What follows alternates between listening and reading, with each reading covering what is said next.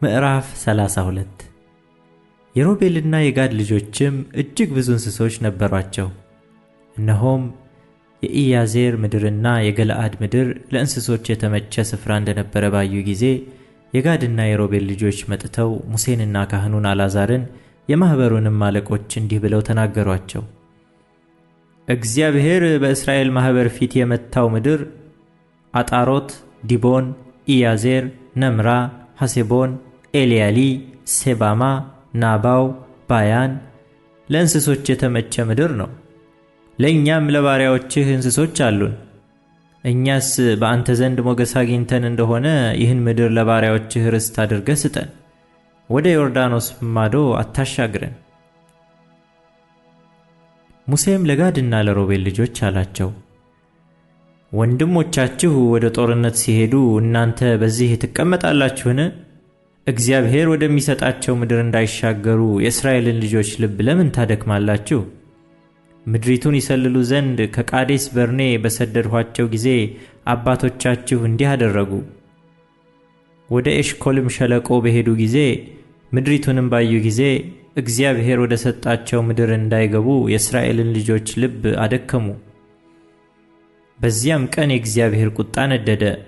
እርሱም በእውነት እግዚአብሔርን ፈጽመው ከተከተሉ ከነዚህ ከቄኔዛዊው ከዮፎኒ ልጅ ከካሌብና ከነዌ ልጅ ከኢያሱ በቀር ከግብፅ የወጡት ከ20 ዓመት ጀምሮ ከዚያም በላይ ያሉት ሰዎች እኔን ፈጽመው አልተከተሉምና ለአብርሃምና ለይስሐቅ ለያዕቆብም እሰጥ ዘንድ የማልሁበትን ምድር አያዩም ብሎ ማለ።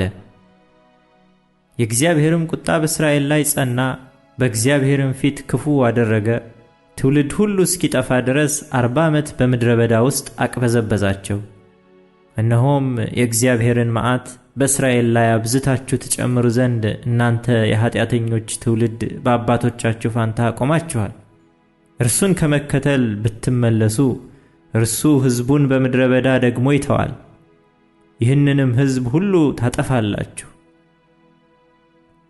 ወደ እርሱም ቀርበው አሉት፣ በዚህ ለእንስሶቻችን በረቶች ለልጆቻችንም ከተሞች እንሰራለን። እኛ ግን ለጦርነት ተዘጋጅተን ወደ ስፍራቸው እስክናገባቸው ድረስ በእስራኤል ልጆች ፊት እንሄዳለን። በዚህም ምድር ስላሉ ሰዎች ልጆቻችን በተመሸጉ ከተሞች ይቀመጣሉ። የእስራኤል ልጆች ሁሉ ርስታቸውን እስኪወርሱ ድረስ ወደ ቤቶቻችን አንመለስም። ከዮርዳኖስ ወዲህ ወደ ምስራቅ ርስታችን ደርሶናልና እኛ ከዮርዳኖስ ማዶ ወደዚያ ከእነርሱ ጋር ርስት አንወርስም። ሙሴም አላቸው፣ ይህንስ ነገር ብታደርጉ ተዘጋጅታችሁም በእግዚአብሔር ፊት ወደ ሰልፍ ብትሄዱ እርሱም ጠላቶቹን ከፊቱ እስኪያሳድድ ድረስ ምድሪቱም በእግዚአብሔር ፊት ድል እስክትሆን ድረስ ከእናንተ ሰው ሁሉ ጋሻ ጦሩን ይዞ በእግዚአብሔር ፊት ዮርዳኖስን ቢሻገር ከዚያ በኋላ ትመለሳላችሁ፣ በእግዚአብሔርም ፊት በእስራኤል ዘንድ ንጹሐን ትሆናላችሁ። ይህች ምድርም በእግዚአብሔር ፊት ርስት ትሆንላችኋለች።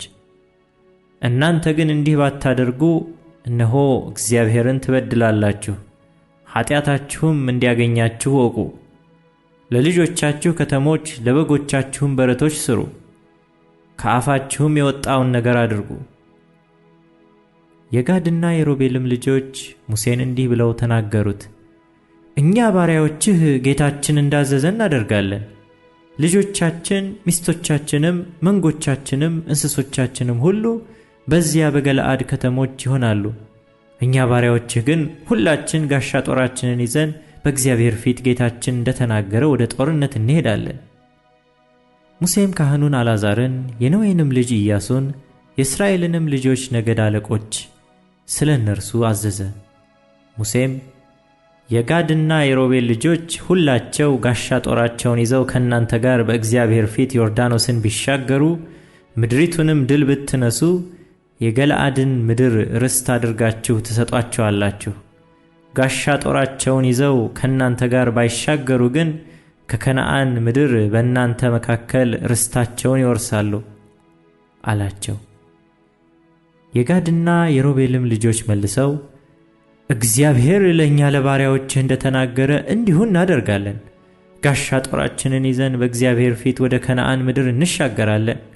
ከዮርዳኖስም ማዶ ከወዲሁ የወረስነው ርስት ይሆንልናል አሉት።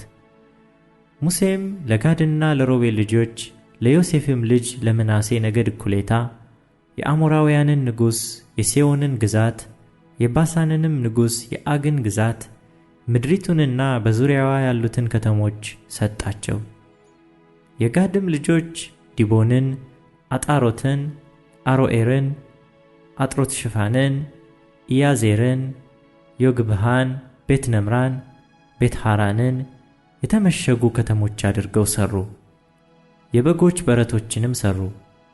የሮቤልም ልጆች ሐሴቦንን፣ ኤልያሊን፣ ቂርያታይምን ስማቸውም የተለወጠውን ናባውን፣ በአልሜዎንን፣ ሴባማን ሠሩ። እነዚህንም የሠሯቸውን ከተሞች በሌላ ስም ጠሯቸው። የምናሴም ልጅ የማኪር ልጆች ወደ ገለዓድ ሄዱ፣ ወሰዷትም፣ በእርሷም የነበሩትን አሞራውያንን አሳደዱ። ሙሴም ለምናሴ ልጅ ለማኪር ገለዓድን ሰጠ፣ በእርሷም ተቀመጠ። የምናሴም ልጅ ኢያዕር ሄዶ መንደሮቿን ወሰደ፣ የኢያዕርም መንደሮች ብሎ ጠራቸው። ኖባህም ሄደ፣ ቄናትንም መንደሮቿንም ወሰደ፣ በስሙም ኖባህ ብሎ ጠራቸው።